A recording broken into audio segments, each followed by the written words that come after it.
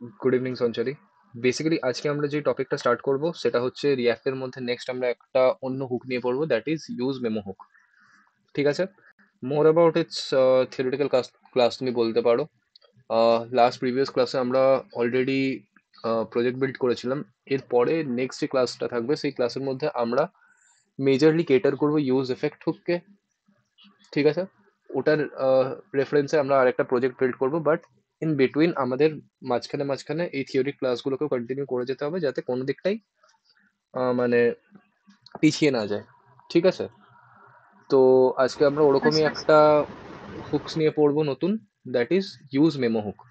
এরপরে use memo hook কখন use করতে হবে কি না করতে হবে এটা নিয়ে তো জানবোই, বাট একটা জিনিস আমাদেরকে ভাবতে হবে যে এই যে হুকস গুলো আমরা করছি সেটা মানে কিন্তু এটা নয় যে আমি তোমাকে লেটসি আজকে 5টা হুক করিয়ে দিলাম, তার মানে তোমাকে এই 5টা হুকের মধ্যে থেকেই তোমার যে সফটওয়্যার বা তোমার যে প্রোডাক্ট বা তোমার যে প্রজেক্ট সেটা বিল্ড করতে হবে, সেটা না। এটা রিকোয়ারমেন্ট টু রিকোয়ারমেন্ট ডিপেন্ড করে। ঠিক আছে, লেটসি আজকে আমি তোমাকে ইউজ মেমো হুক পড়াচ্ছি, তোমার মনে হলো ঠিক আছে চলো ইউজ মেমো হুককে আমি যে কোনো প্রজেক্টে ইউজ করতে পারবো, বাট প্লিজ মেক শিওর করবে, যেটা আমি বারবার বলেছি, যেই হুকের যখন নিড আছে তখনই ইউজ করো। আনটিল অর আনলেস যদি তুমি আননেসেসারি হুকস গুলোকে ইউজ করছো তাহলে ওটা তোমার কোনো কাজে দেবে না অ্যাজ সাচ, বরঞ্চ কমপ্লেক্সিটি বাড়াবে। যেটা আমি তোমাকে বারবার বলেছি যে লেটস সি কেউ পোর্টফোলিও বানাচ্ছে, ঠিক আছে, এবারে পোর্টফোলিওর মধ্যেও অনেক কিছু three JS three D modelling দিয়ে অনেক কিছু বিল্ড করেছে, নিজের পোর্টফোলিওটাকে খুব লুক্রেটিভ করেছে। কুল, ঠিক আছে, বাট ইন্টেন্ট বুঝতে হবে যে আদেও কি ওটার কোনো নিড ছিল। না, তুমি অন্য একটা প্রোডাক্টের মধ্যে যদি সেগুলো বানাও তাহলে সেটা একটা ভালো ইয়ে আছে। তো সিমিলার ওরকম ভাবেই আমাদেরকে এই জিনিসগুলো ভাবতে হবে। ঠিক আছে, তো আজকে ইউজ মেমো হুকের মধ্যে পার্টিকুলারলি যে কনসেপ্টটা সবার ফার্স্টে আসে সেটা হচ্ছে মেমো মানে কি। তো মেমো মানে হচ্ছে তোমার মেমোয়াইজেশন। মেমোয়াইজেশন মানে কি, ইন ডেপথ আসবো এক একটা জিনিসের ওপরে। অ্যান্ড যেটা আমরা প্রত্যেকবার করে থাকি যে ডক্স দেখে, জিপিটি দেখে বা গুগল প্রপারলি আর্টিকেল ফলো করে যেইভাবে আমরা পড়ি সেরকম ভাবেই আমরা পড়বো, যাতে ইন ডেপথ আমরা জিনিসগুলোকে বুঝতে পারি। ঠিক আছে, জাস্ট আ সেকেন্ড, আমি সাইলেন্ট করে নিই এক সেকেন্ড।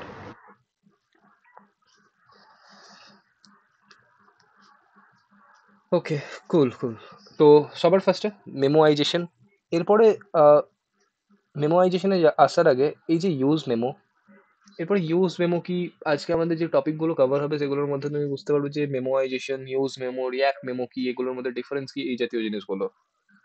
আহ, আমি প্রমিস করছি না যে আজকেই তোমাকে আমি রিয়াক্ট মেমো আর ইউজ মেমোর মধ্যে ডিফারেন্স বলে দেবো, বাট ইন জেনারিক যখন আমরা আগের ক্লাসগুলোতে ধীরে ধীরে ধীরে ধীরে করে আহ, এগোবো তখন আমরা অটোমেটিক্যালি ডিফারেন্সগুলো বুঝতে পেরে যাব। অ্যান্ড আজকে জাস্ট আমরা একটা বেসিক ইন্ট্রোডাকশন মানে বেসিক বেসিক ওভারভিউ নেবো about use memo. Done. yes. Cool cool cool. Memoization, memoization in JavaScript.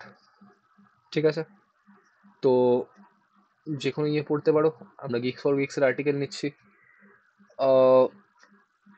Particularly তুমি যখন ডাইনামিক প্রোগ্রামিং করবে, ডাইনামিক প্রোগ্রামিংয়েও তোমার মেমোরাইজেশনের কনসেপ্ট খুব ইউজ করা হয়। ঠিক আছে, তো মেমোরাইজেশন কি সেগুলোতে আসবো। তো এখন মেমোরাইজেশন টার্মটা তোমার যখনই আসবে তুমি সবসময় মাথায় রাখবে যে তোমার ক্যাশিং এর ব্যাপারে বলা হচ্ছে। ক্যাশিং কি অলরেডি অনেকবার ডিসকাস করেছি, যে ক্যাশিং কিসের জন্য ইউজ করা হয়, আমাদের অপটিমাইজেশনের জন্য ইউজ করা হয়। ঠিক আছে, এরপরে ক্যাশিং কি করে অ্যাকচুয়ালি কাজ করছে সেটা আমরা আরেকটু ভালোভাবে বুঝতে পারবো। আচ্ছা, এর আগে আমরা যখন ডিবিএমএস পড়েছিলাম, ডিবিএমএস এর মধ্যে আমরা একটা জিনিস দেখেছিলাম যে বারবার যদি আমরা এসকিউএল এর মধ্যে ডিবি কল করি তো তখন আমাদের কি হয়, একটু বেশি কস্ট বাড়ে বা আমার অপারেশনগুলো কস্টলি হয়। সেজন্য আমরা কি করি, আমরা ইন্ডেক্স টেবিলের ইউজ করি। আমাদের প্রাইমারি ইন্ডেক্সিং থাকে, আমাদের সেকেন্ডারি ইন্ডেক্সিং থাকে। যেই ইন্ডেক্স টেবিলের মধ্যে আমার যেই ফাংশনগুলো খুব রিপিটেটিভলি ইউজ হচ্ছে উইথ সেম ভ্যালু, সেই ভ্যালুগুলোকে আমি স্টোর করে রাখি। And rather than calling from the database, ওই টেবিলটা থেকে আমরা সার্চ করি। ইফ উই গট, মানে যদি আমাদের কাছে ওই টেবিলের মধ্যে ভ্যালুটা থাকে তাহলে আমরা ডিবি কল করি না, ডাইরেক্ট ফেচ করে নিই ওই ভ্যালুটাকে ফ্রম দ্যাট টেবিল। কারেক্ট? আচ্ছা ইন্ডেক্সিং তো ডিবিএমএস আই হোপ পড়েছিলাম টেবিলের ইয়ে, কারেক্ট? তো ইন শর্ট আমি যদি তোমাকে বলি যে হোয়াট ইজ মেমোয়াইজেশন, তাহলে in programming like memoization is a optimization technique that makes application what I can say more efficient and faster, correct? তো এটা কিভাবে করছে? So basically it does by storing কি বলা যেতে পারে ওটাকে, computation result in cache. Computation যে রেজাল্টগুলো থাকে সেই কম্পিউটেশন রেজাল্টগুলোকে কি করে, ও ক্যাশেতে স্টোর করে রাখে। অ্যান্ড কি করি আমরা, শুধু তো স্টোর করলেই হলো না, retrieving the same information from the cache for next time। বোঝা যাচ্ছে যে আমরা ডিবি কল না করে কি করছি, রিট্রিভ করে নিচ্ছি ফ্রম দ্য সেম ইনফরমেশন, কোথা থেকে, ওই ক্যাশের থেকে next time, instead of computation again and again. Clear? আজকে একটা খুব বড় জটিল একটা ম্যাথমেটিক্যাল অপারেশন দিয়ে দিলাম, যেটা করতে আমি ধরে রাখছি যে তোমার এন স্কোয়ার টাইম লাগছে। একটু টাইম মানে প্রবলেম সলভিং এর যেরকম টার্ম ইউজ করা হয় সেই টার্মে কথা বলি। ধরো তোমার টাইম লাগছে এন স্কোয়ার। এন স্কোয়ার খুব বাজে টাইম, কারেক্ট?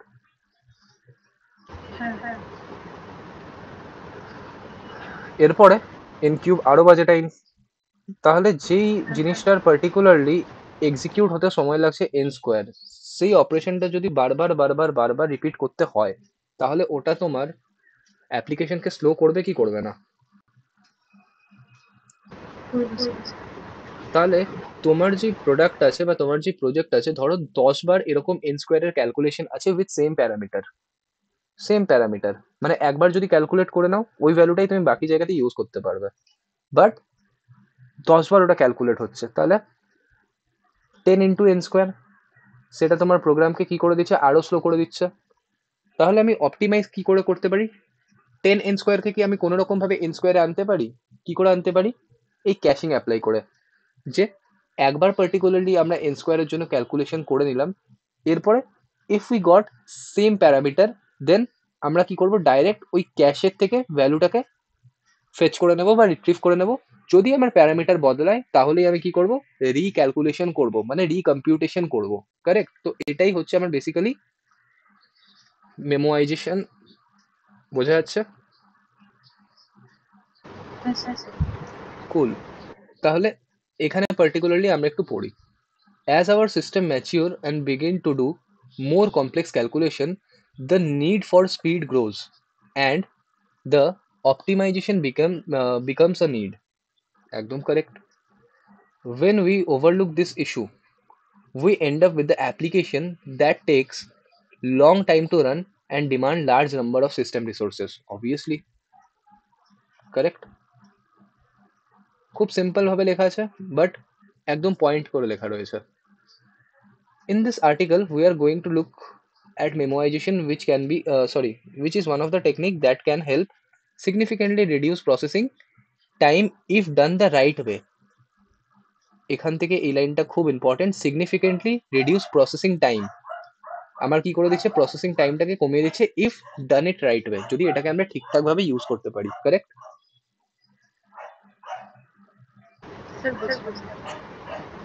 ওকে, কোন জায়গাটা বলো?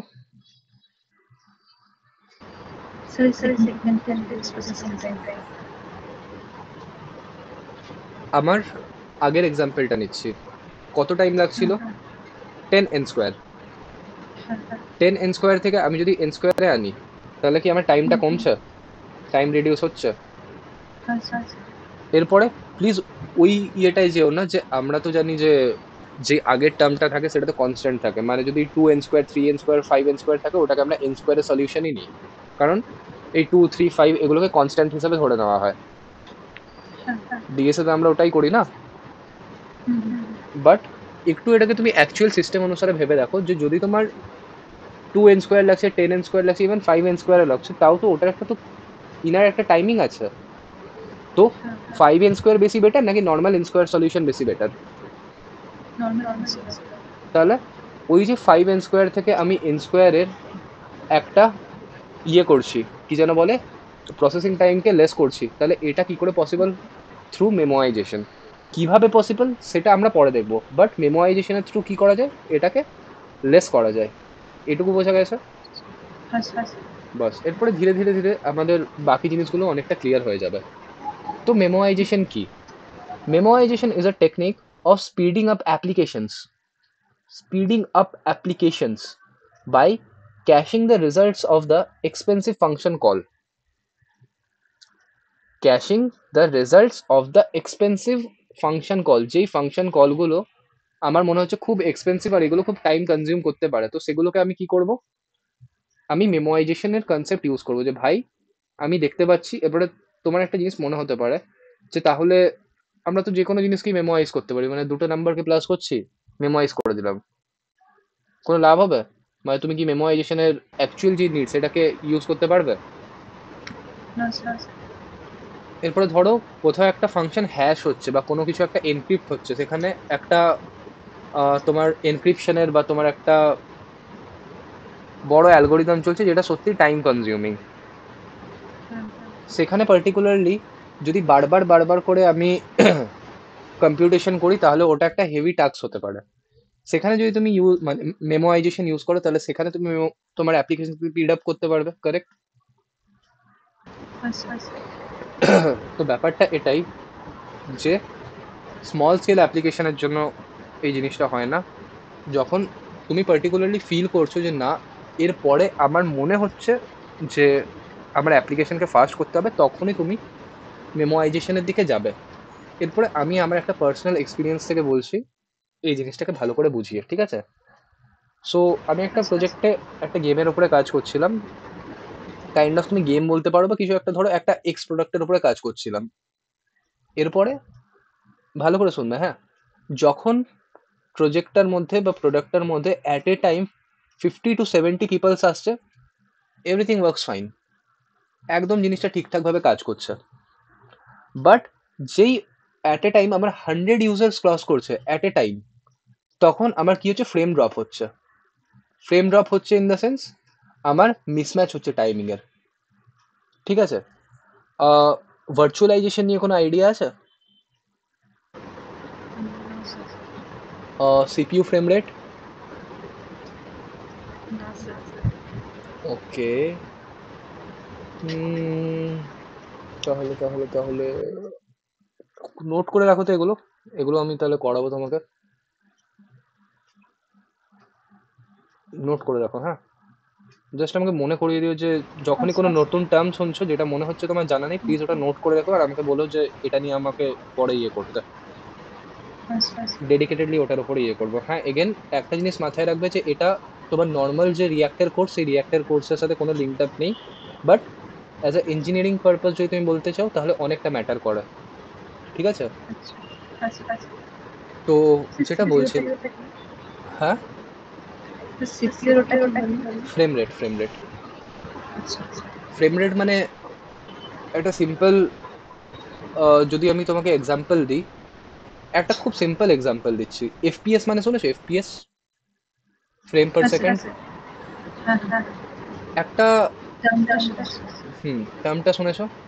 এরপরে ধরো পার্টিকুলারলি তোমার যে সিস্টেম আছে, তোমার সিস্টেমটা খুব লোয়ার এন্ড সিস্টেম, আর তুমি সেই লোয়ার এন্ড সিস্টেমে একটা খুব হাই গেম চালাচ্ছ, মানে হাই কনফিগারেশনে সেটিংয়ে একটা গেম চালাচ্ছ।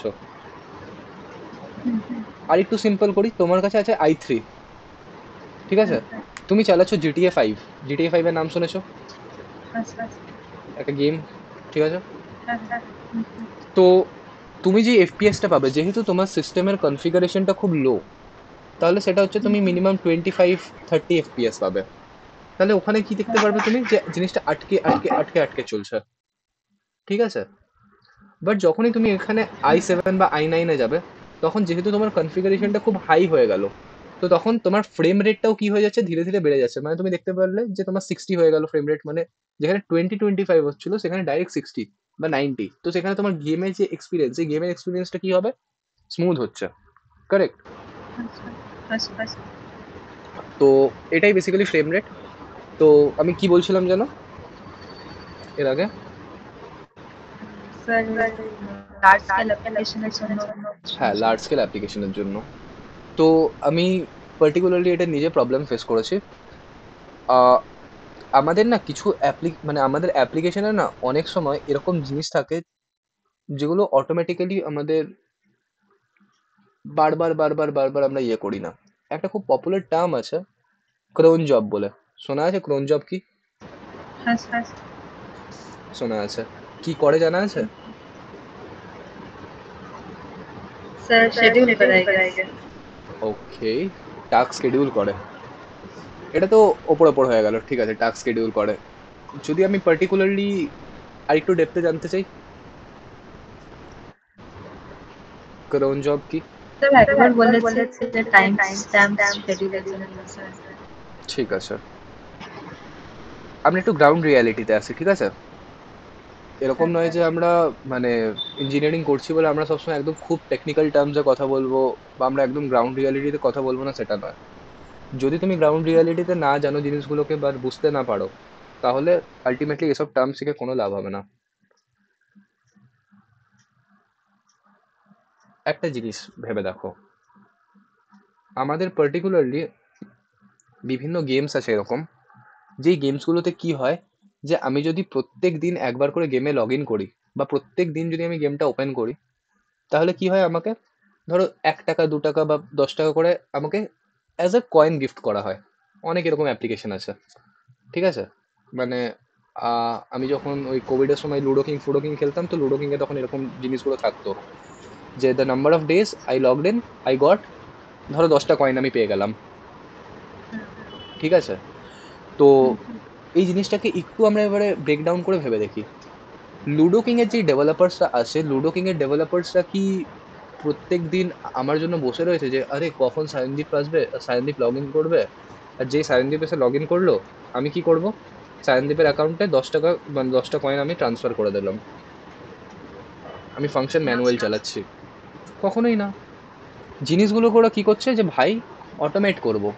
অটোমেট করব মানে কি, অটোমেটিক্যালি ফাংশন আমি একবার ডিফাইন করে দেবো, ফাংশনটা প্রত্যেক দিন চলবে, প্রত্যেক দিন চলবে।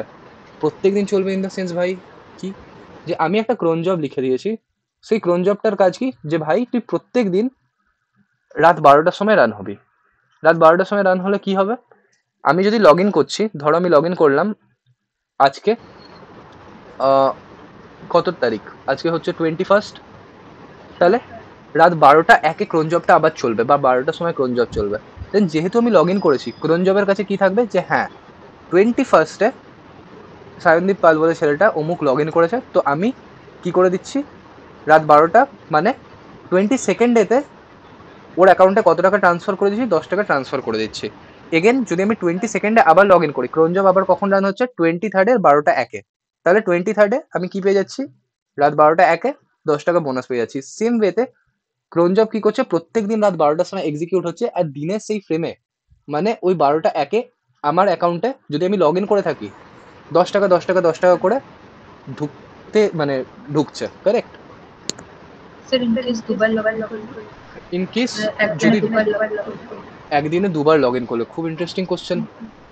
তাহলে এই জিনিসটার অ্যান্সার তোমার কাছে কি, এই জিনিসটা আমাকে একটু বলো, একটু এই জিনিসগুলো নিয়ে ডিসকাস করি আমরা। তুমি কি করে এই জিনিসটাকে হ্যান্ডেল করতে পারো, তোমার কি মনে হচ্ছে? স্যার দুবার লগ ইন করলে কি একবারই আসবে, মানে কয়েন্সটা একবারই আসবে? এটাই তো পার্টিকুলারলি মাইন্ডসেট সঞ্চারী, যে আজকে তুমি যখন যদি ধরো তুমি মানে তুমি কোনো কোম্পানিতে জয়েন করেছো, আর তোমার এই সেম এরারটা কোম্পানি ফেস করছে যে 10বার ইউজার লগ ইন করে নিল, আমার তো দিনে একবারই বোনাস জেনারেট করার কথা, বাট 10বার লগ ইন করছে, 10বার জেনারেট হয়ে যাচ্ছে। তাহলে তোমাকে টিএল এসে বললো যে সঞ্চারী এই জিনিসটা করার নেই, এই জিনিসটাকে ঠিক করার আছে, এরকম আননোন একটা প্রবলেম স্টেটমেন্ট তোমার কাছে দিয়ে দিল, তুমি এটাকে কি করে দেখছো বা তোমার কি থট প্রসেস? অ্যাকচুয়ালি যখন তুমি কোম্পানিতে কাজ করবে এইরকমই প্রবলেম হয়, এটাকেই আমরা বলি রিয়েল ওয়ার্ল্ড প্রবলেম। যে আজকে ক্লায়েন্টের কোনো একটা রিকোয়ারমেন্ট এলো বা কোনো একটা এরকম নিড এলো যেটা ফুলফিল করতে হবে, আর এগুলো সব রিয়েল টাইম প্রবলেম। মানে তোমার প্রোডাক্ট অলরেডি বিল্ড করা আছে, তুমি কিন্তু স্ক্র্যাচ থেকে বিল্ড করছো না, তুমি ফাংশনালিটি এনহ্যান্স করছো, কারেক্ট? আচ্ছা। তো তুমি এই জিনিসটাকে মানে হোয়াটস ইউর টেক, যে তুমি কি করে এটাকে করতে পারো? কারণ এরকম করলে তো তোমার কোম্পানি লসে চলে যাবে। হ্যাঁ। কি করে করতে পারো? এই যে স্যার বোনাস দেওয়া পার্সোনালি এগুলোকে একবারই লগ ইন করার চান্স পাওয়া যাবে। কেন একবারই লগ ইন, মানে ধরো সে লগ আউট করে মানে আমার অ্যাপ্লিকেশনে কি ওরকম হয় যে আমি লগ আউট করতে পারবো না একবার যদি লগ ইন করে নিই? আরামসে করতে পারি। সেটা তো না।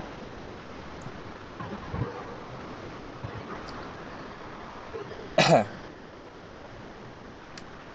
তাহলে দেখো, জাজ করার কিছু নেই।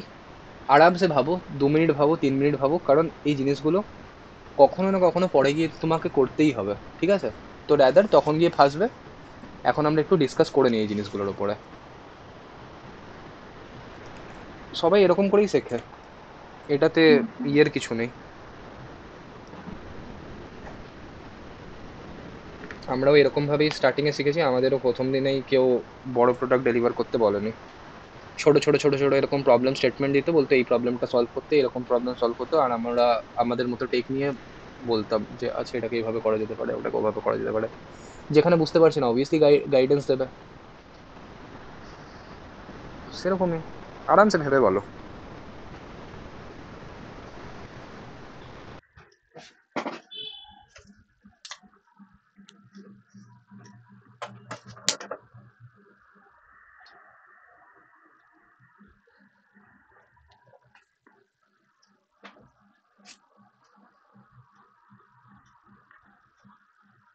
Any idea? স্যার যদি সাপোজ একটা পার্সন লগ ইন করে একবার দিন, দেন তারপরে ইটস লাইক লগ আউট করতে হবে আলাদা করে লগ ইন করতে না হবে।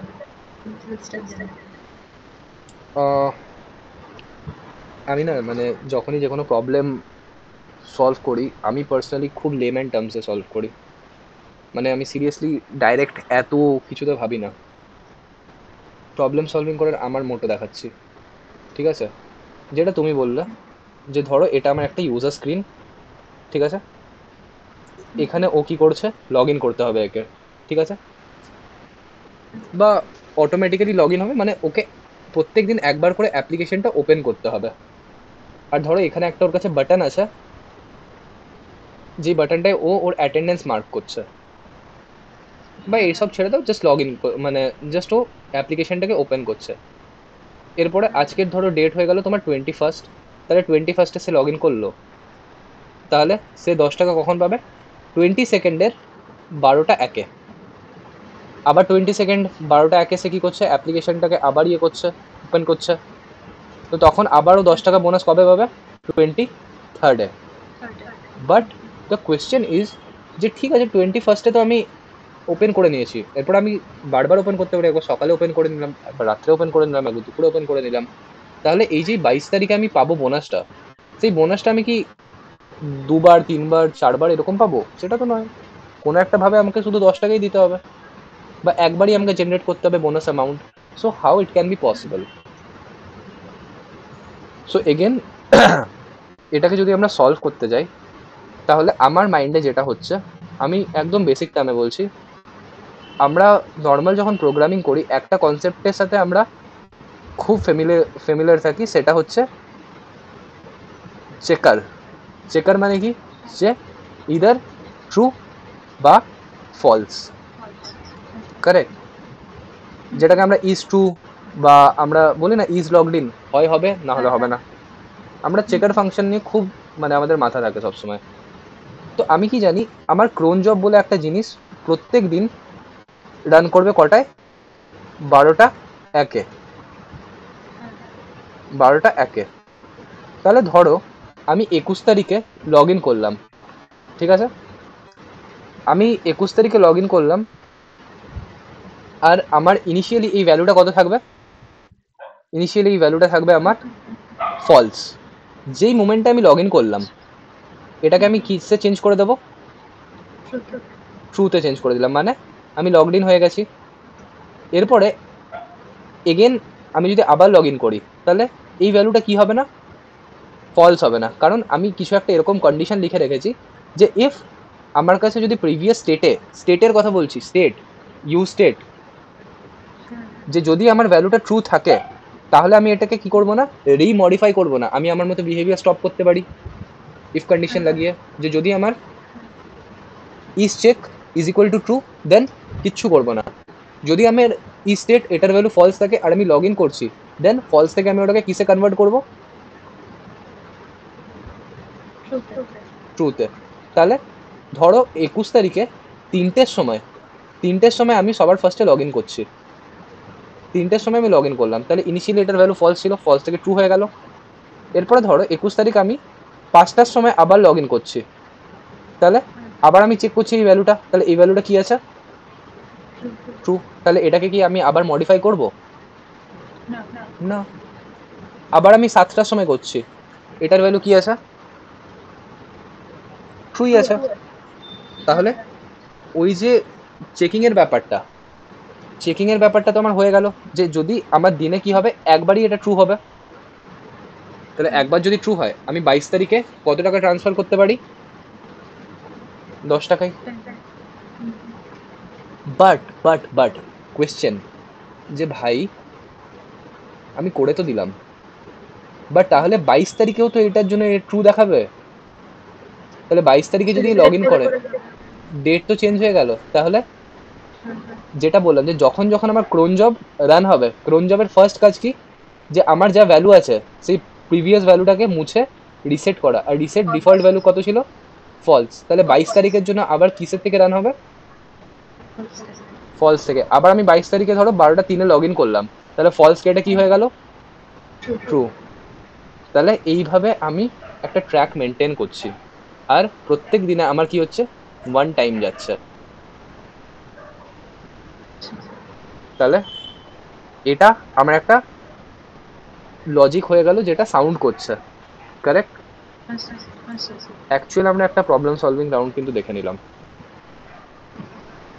প্রবলেম সলভিং রাউন্ড যে তোমার সবসময় ডিএস এর উপরে বেস করে হয়, কখনো না। যেটা তোমাকে আগের দিনও বলছিলাম, যে সিনারিও বেসড রাউন্ডের উপরে তোমার কোনো আইডিয়া আছে, তো টেকনিক্যাল সিনারিওতে যখন তোমাকে কোশ্চেন করা হয়, এরকমই সিনারিও দেওয়া হয়, যে ধরো তোমাকে একটা এরকম কেস দিয়ে দিল, কি করে তুমি এনহ্যান্স করতে পারো, বা কি করে তুমি এই প্রবলেমটা থেকে বেরোতে পারো। সো এটা একটা রিয়েল আমরা সিনারিও তুললাম, অ্যাকচুয়াল প্রবলেম কিন্তু এটা, ঠিক আছে। তো সেখানে তুমি তোমার একটা আইডিয়া পিচ করলে, যে আমি ক্রোন জবের থ্রু আর চেকারের থ্রু এই জিনিসটাকে অ্যাচিভ করতে পারি। এরপরে ধরো অন্য একটা আইডিয়া পিচ করলো, তোমারও আইডিয়াটা ঠিক যাচ্ছে, ওরও আইডিয়াটা ঠিক যাচ্ছে। তো এই যে সিনারিও রাউন্ড, সিনারিও মানে কি, যে আমার মাল্টিপল সিনারিও এক্সিস্ট করতে পারে, যেরকম টেস্ট কেস, আমার মাল্টিপল টেস্ট কেস এক্সিস্ট করতে পারে। তাহলে সিনারিও রাউন্ডে তোমার ঠিক বা ভুল এই জিনিসটার থেকেও বেশি ম্যাটার করে যে তুমি সলিউশনটা পিচ করতে পারছো কিনা, কারেক্ট। তো ক্লিয়ার হলো জিনিসটা। স্যার কাউন্টার কি করতে পারে? কি করে পার্টিকুলারলি বলো আমাকে। স্যার কাউন্টারটা স্টার্টিং এ 0 করা থাকে। স্যার দেন কন্ডিশন থাকবে যদি কাউন্টার গ্রেটার দ্যান 0 হয় তাহলে ক্রোন যাবে, ওটা তোমার 10 থেকে 10 রুপিস ট্রান্সফার হয়ে যাবে। আর যদি ইকুয়ালস টু 0 হয় তাহলে ট্রান্সফার হবে না। ওকে, মানে তুমি সিম্পল বলতে চাইছো যে আমি একটা কাউন্টার মেনটেন করব, এরপরে যদি পার্টিকুলারলি আমার লগ ইন না থাকে, মানে কাউন্টারের ইনিশিয়াল ভ্যালু ফলস, 0, যদি আমার কাউন্টারের ভ্যালু 0 থেকে বেশি হয়, সেটা একবার হতে পারে, দুবার হতে পারে, 10ও ইভেন হতে পারে, তো মোর দেন 0 হলেই আমি কি করব, নেক্সট ডে 10 রুপিস ট্রান্সফার করব। আর যদি 0 থাকে তাহলে আমি কি করব, কোনো অ্যামাউন্ট ট্রান্সফার করব না। আর ক্রোন জব যখন আমার পরের দিন আবার ইয়ে হবে, আমি কাউন্টারটাকে কি করে দেবো, রিসেট 0 করে দেবো। এটাও সলিউশন হতে পারে। সাউন্ডস গুড, এটাও একটা সলিউশন হতে পারে, না আর কি আছে। তাহলে বুঝতে পারছো যে একটা প্রবলেমকে কতভাবে সলভ করা যেতে পারে। Just developer to developer depend করে যে তুমি কোন অ্যাপ্রোচ নিচ্ছ। সেজন্য প্রবলেম সলভিং রাউন্ডে কখনো ঠিক বা কখনো ভুল বলে কিছু হয় না। যদি তোমার সলিউশনের জন্য যেটা এক্সপেক্টেড আউটপুট, যেটাকে আমরা কি বলি ব্ল্যাক বক্স আউটপুট, টেস্টিং নিয়ে আলোচনা আছে, মানে টেস্টিং নিয়ে আইডিয়া আছে। তো ব্ল্যাক বক্স মানে কি বেসিক্যালি, যে ধরো ওপরে যাচ্ছি, ঠিক আছে? হ্যাঁ, দুটো ইনপুট আছে, হুম, 5 আর 6।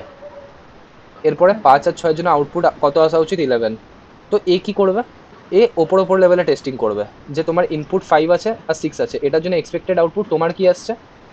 যদি 11 আসে তাহলে হুম, ম্যাচ করছে, কারেক্ট।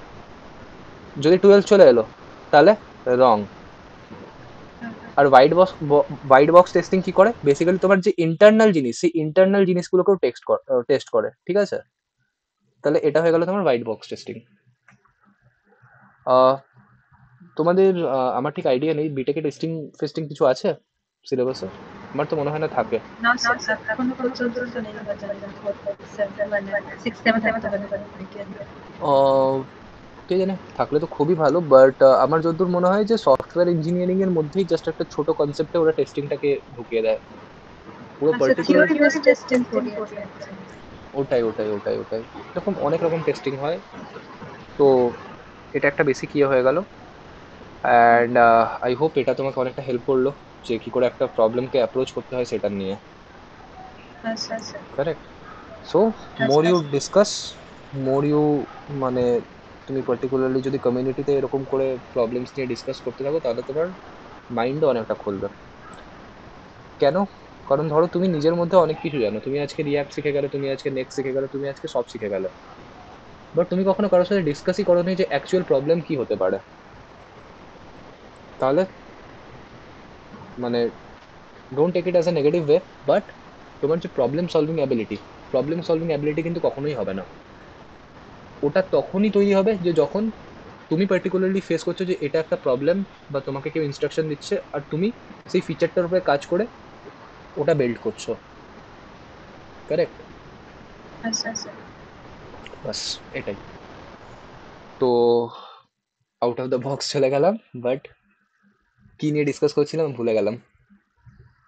মেমোরাইজেশন। মেমোয়াইজেশন, কারেক্ট। তো মেমোয়াইজেশনের আগে লোডের ওপর ডিসকাস করছিলাম। হ্যাঁ, যে ওটা 50 ইউজার অবধি তো ঠিকঠাক কাজ করছিল, বাট যখনই ওটা 100 ইউজারে চলে গেল তো তখন আমার অ্যাপ্লিকেশন কি হচ্ছে, স্লো ডাউন হয়ে যাচ্ছে। তো ওখানে আমার কি লাগবে? ওখানে আমাকে অ্যাপ্লিকেশনকে একটু এফিসিয়েন্ট করতে হবে, যাতে আমার ওই যে পার মিনিট যে আমার ক্যাপাসিটি আছে সেই ক্যাপাসিটিতে আর একটু বেটার পারফর্ম করতে পারে। এরপরে আমি কি চেক করলাম যে আমি যখন কোড লিখেছি কোডের ভেতরে ইনফিনিটি কিছু লুপ কল চলে যাচ্ছে, সেই জন্য আমার কোড কি হচ্ছে, 50টা ইউজারের জন্য তো ঠিক কাজ করছে, বাট পার্টিকুলারলি যখন 100টা ইউজার হয়ে যাচ্ছে তখন কি হচ্ছে, ফেটে যাচ্ছে কোড, কারেক্ট? প্রোডাকশনে কোড ফাটে, ঠিক আছে? মানে এই টার্মটা তুমি যখন কর্পোরেটে কাজ করবে তখন অনেকটা শুনতে পারবে।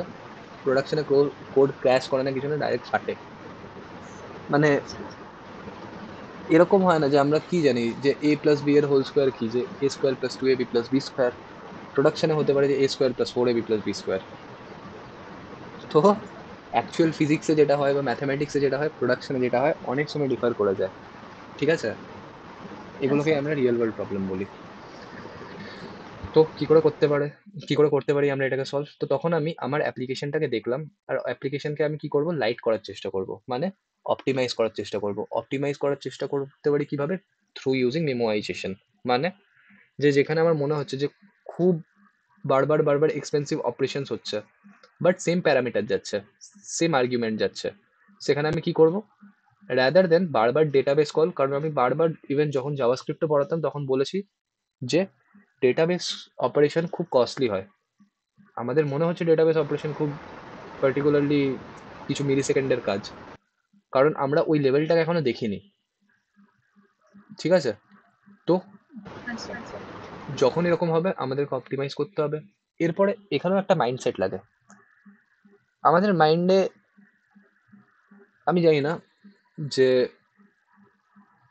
কিরকম কি তোমার মাইন্ডসেট আছে, বাট আমাদের সময় একটা মাইন্ডসেট ছিল যে আমাদেরকে না ক্লেম করানো হতো, কারণ এরকম ভাবে যে যেখানে মানে হয় না যে কলেজের টিচাররা, বা কলেজের টিচারদের কথা বলবো না কারণ ওরা তো নিজেরাই খুব একটা অ্যাওয়্যার নয় এই ধরনের জিনিসগুলো নিয়ে, রিয়েল ওয়ার্ল্ড নিয়ে।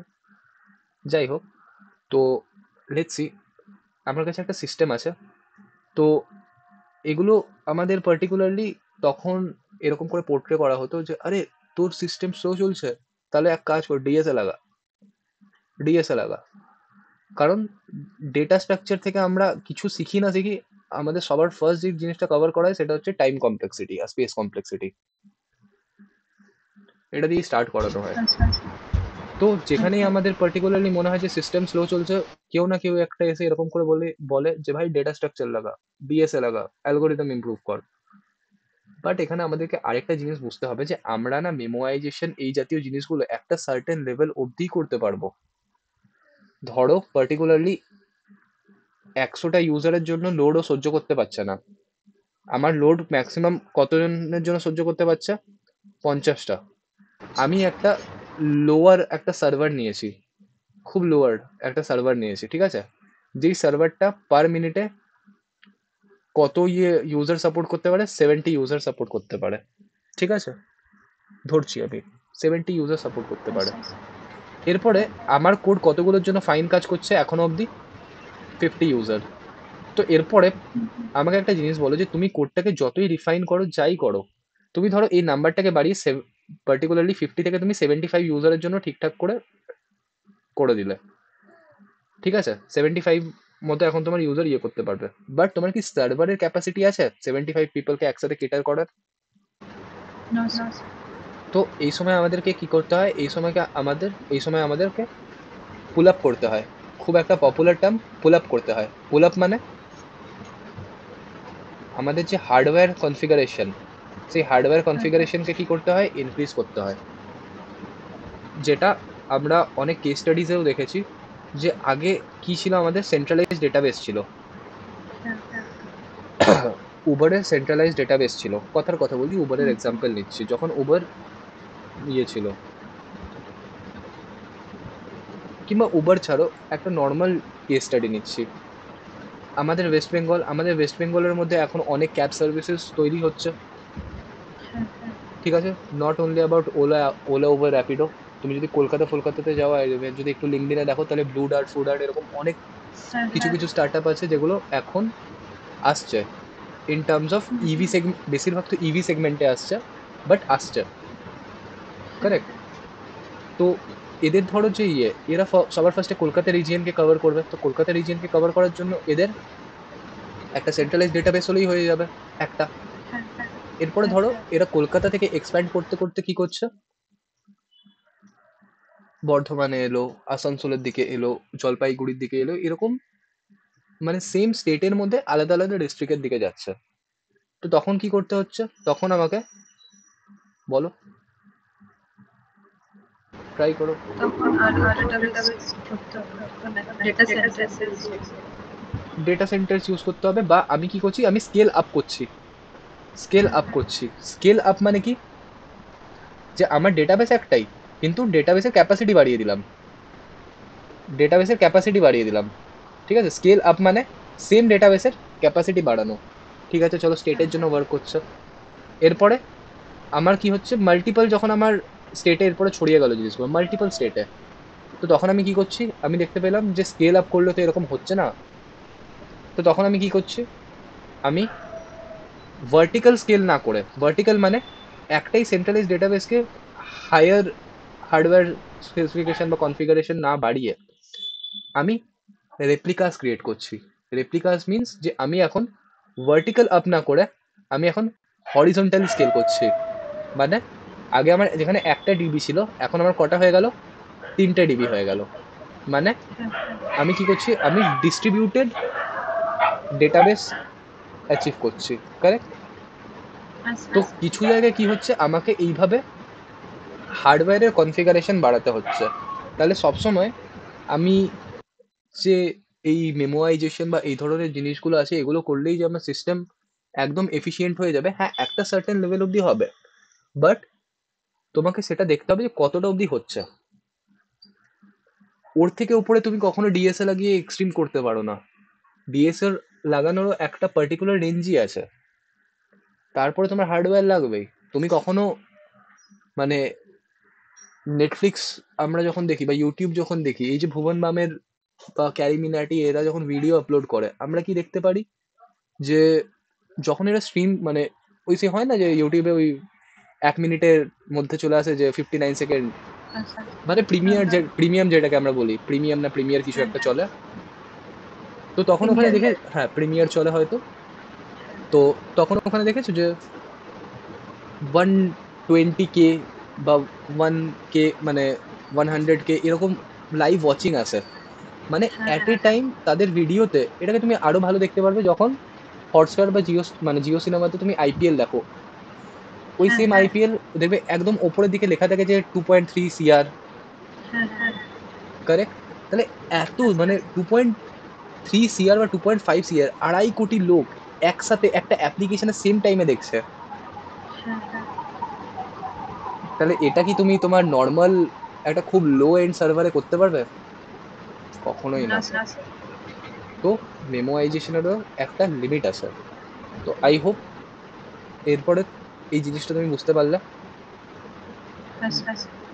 কুল, ঠিক আছে? কারণ দেখো আমাদের চাইল্ডই সবার নেই, যে আমি তোমাকে একটা টার্ম শিখিয়ে দিলাম যে মেমোয়াইজেশন দিয়ে আমি সিস্টেমকে অপটিমাইজ করতে পারি, আর তুমি এখানে বলে যে আরে মানে তোমার এরকম কোনো একটা হচ্ছে, টক হচ্ছে যে how we can optimize the system, আর তুমি ওখানে ব্লাইন্ডলি দাঁড়িয়ে বলে দিলে যে আচ্ছা just a second, just a second.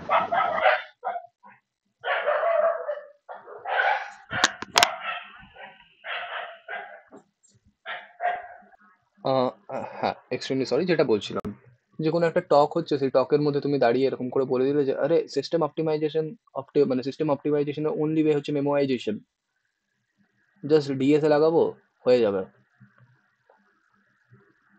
কখনোই না। সরি, আমি মাইক অফ করে বলছিলাম।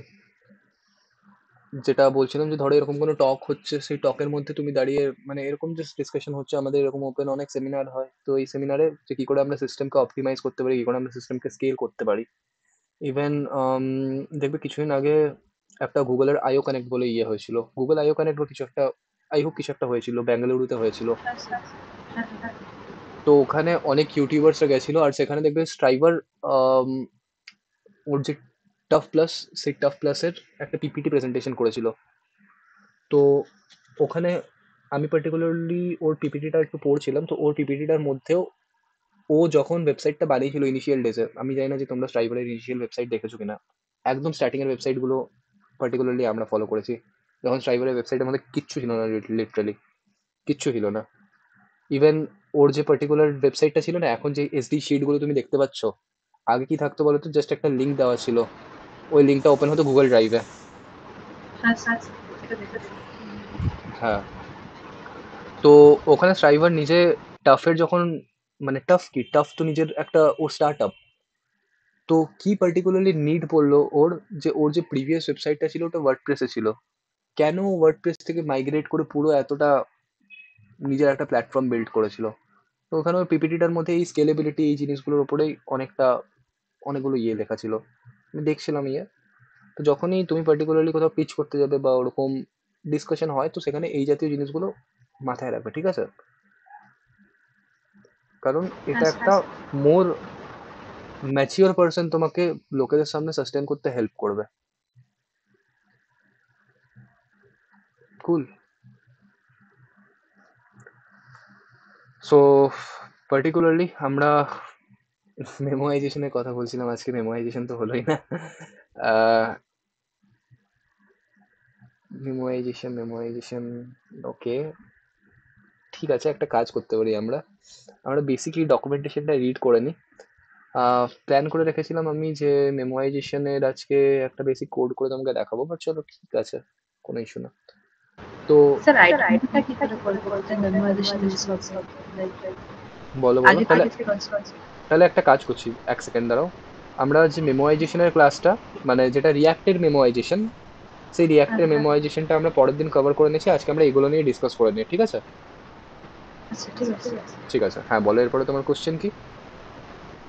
আমি স্যার বলছি যেটা মানে আইডেন্টিফাই কি করে করব, ইজ লাইক ওখানে মেমোরাইজেশন ইউজ হবে না হবে না।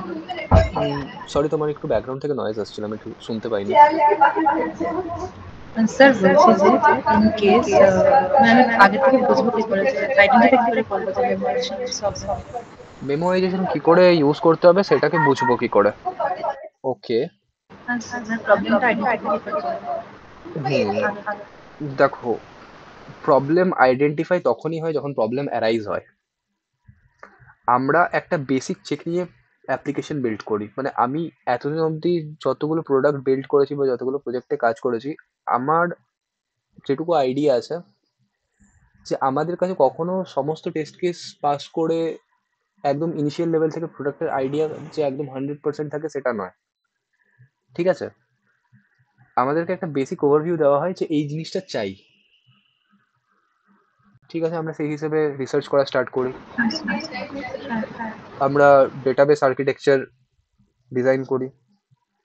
এরপরে স্টার্টআপের যদি কথা বলি, তো স্টার্টআপে পার্টিকুলারলি আমরা নিজেরাই ডেটাবেস আর্কিটেকচার ডিজাইন করছি, আমরা নিজেরাই পার্টিকুলারলি ইউআই ইউএক্স এর সাথেও ইনভলভ থাকছি, ফ্রন্ট এন্ডেও ইনভলভ থাকছি, ব্যাক এন্ডেও ইনভলভ থাকছি।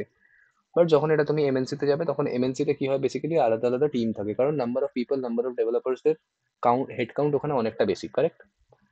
তো ওখানে এই জিনিসটা হয় না যে ধরো একজন ডিবিএ আছে, ডিবিএ মানে ডেটাবেস অ্যাডমিনিস্ট্রেটর বা ডেটাবেস আর্কিটেকচার আছে, ও যে ডেটাবেস আর্কিটেকচারটা তোমাকে বিল্ড করে দিল, তাহলে দ্যাট মানে ওটা একদম গ্রান্টেড। তুমি ওকে আর কোশ্চেন করতে পারো না যে ভাই আমার মনে হচ্ছে এটা নয়, কারণ ওখানে কি হয়, সিস্টেমেটিক্যালি একটা হায়ারার্কি মেনেই চলা হয় যে একবার যদি এটা অ্যাপ্রুভ হয়ে যায়, ওর ম্যানেজার অ্যাপ্রুভ করে, তাহলে তোমার ডেভেলপার, মানে ধরো তুমি ব্যাক এন্ডে আছো, তো তোমাকে যতই তোমার বাজে লাগুক, যেহেতু ওটা গ্রান্টেড, তো তোমাকে ওই হিসাবেই ডেভেলপ করতে হবে, কারেক্ট? আচ্ছা, হ্যাঁ স্যার। তো যেটা বলছিলাম, কি করে প্রবলেম মানে প্রবলেম আইডেন্টিফাই বা রেকটিফাই আমরা করতে পারি।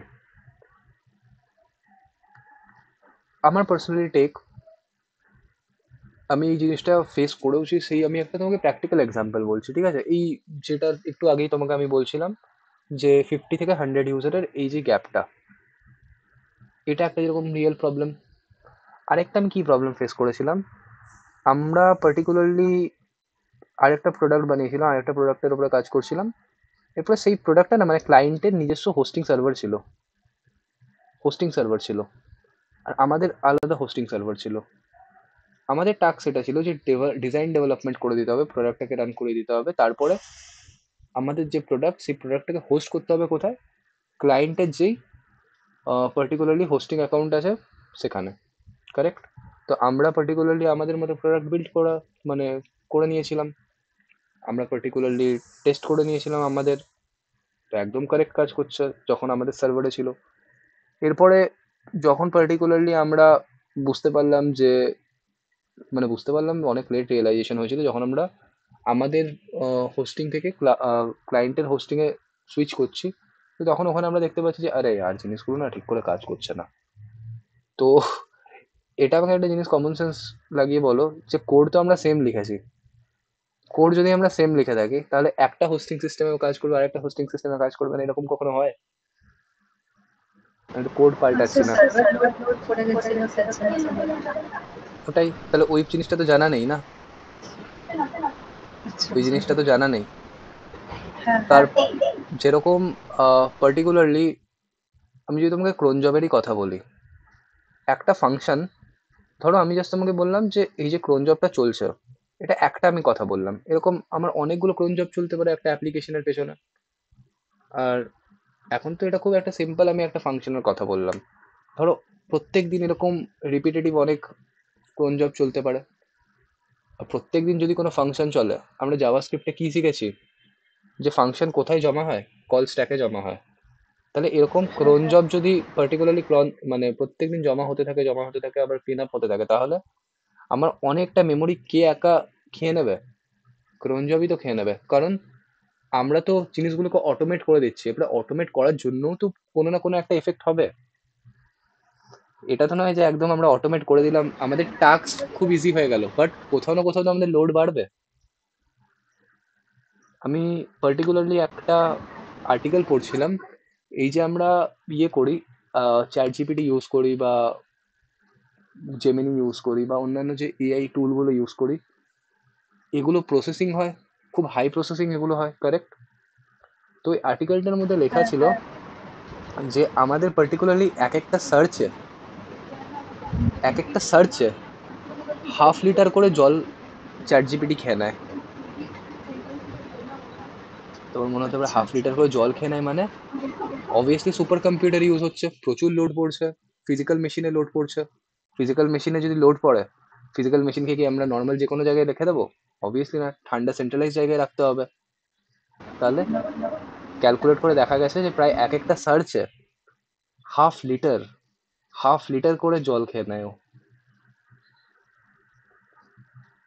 কত সার্চ আমরা দিনে করে, মানে দিনে করি? Multiple search. কত নাম্বার অফ ইউজার সার্চ করে? সেটাও তো আমি জানি। একটা এস্টিমেশন লাগিয়ে দেখো যে এখন এই যে চ্যাট জিপিটি বা এআই এগুলো মেন মেন যে সার্চিং এর কথাটাই বলছি, তাহলে এটা কারা ইউজ করছে? এটা ডেভেলপার্সরা ম্যাক্সিমাম ইউজ করছে এখনো। এটা পুরো ফুল ফ্লেজেডলি আমি বলতে পারি না যে তোমার হেলথ ইন্ডাস্ট্রিতে চলে এসছে বা ফুড ইন্ডাস্ট্রিতে চলে এসছে, কারেক্ট? মানে এটা মোস্ট প্রবাবলি এখনো সীমিত আছে কাদের মধ্যে? ডেভেলপার্সদের মধ্যেই বা ইঞ্জিনিয়ারিং কমিউনিটির মধ্যেই। বাট ধীরে ধীরে ধীরে ধীরে যখন এটা এক্সপ্যান্ড করবে, যখন এটা অন্যান্য অনেক ইন্ডাস্ট্রিকে কেটার করবে, তো তখন এটা কত বড় স্কেল হতে পারে। এবার আমি জানি না কতটা এটা ট্রু বা কতটা ফলস, বাট অ্যাজ পার ওই রিপোর্টটা অনুসারে যদি সত্যিকারের এক একটা সার্চে 1/2 লিটার করে জল মানে কনজাম্পশন হয়, জাস্ট ইম্যাজিন। মানে আমি তো বোধহয় দিনে খুব নাই নাই করে হলেও চ্যাট জিপিটি 200টা তো সার্চ আমার থাকেই দিনে, মিনিমাম বললাম 200টা, 150 থেকে 200টা তো সার্চ আমার থাকেই। তুমি এখানে দেখতেই পাচ্ছ যে আমার ইভেন পড়াচ্ছিলাম ও পড়ানোর আগে আমি কয়েকটা জিনিস পড়ছিলাম, তো এখানে চ্যাট জিপিটির আমি কয়েকটা ইয়ে করে রেখেছি, ক্লডের ইয়ে আছে, কারেক্ট? আচ্ছা। তো এটাই হচ্ছে অ্যাকচুয়ালি ব্যাপার। বাকি দেখো, এখান অব্দি ঠিক আছে। আমরা অফ রেকর্ডিং এগুলোকে নিয়ে ডিসকাস করি, তো আমি এখানে রেকর্ডিংটাকে অফ করে দিচ্ছি, ঠিক আছে?